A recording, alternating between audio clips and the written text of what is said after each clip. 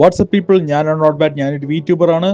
ഇന്ന് നമ്മൾ One Piece chapter 1175 ലോക്കിയുടെ ഡ്രാഗൺ ഡേൾ ഫ്രൂട്ട് എന്താണെന്നും അതിന്റെ പവേഴ്സ് എന്താണെന്നും ഇതിനു മുമ്പ് അത് ആരാണ് ഉപയോഗിച്ചതെന്നും നമുക്ക് ഇൻഫർമേഷൻ കിട്ടി. ഗോഡ് ഓഫ് വാർ എന്ന് പറയുന്നൊരു ഏൻഷ്യൻ ജയന്റ് ആയിരുന്നു ഈ ഡേൾ ഫ്രൂട്ട് ഇതിനു മുമ്പ് ഉപയോഗിച്ചിരുന്നത്.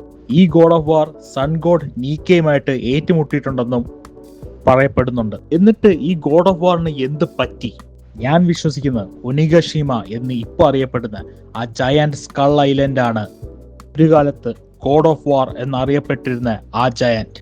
പക്ഷെ അപ്പോഴും ഒരു ചോദ്യം ബാക്കി വരുന്നുണ്ട്, എങ്ങനെ ആ സ്കൾ അവിടെ എത്തി? ഇവിടെയാണ് എൻ്റെ മറ്റൊരു ഐഡിയ വരുന്നത്. കുറെ കാലങ്ങൾക്ക് മുമ്പ് റിയൂമ എന്ന സമുറായി ഒരു ഡ്രാഗണെ കൊന്നിട്ടുണ്ടായിരുന്നു.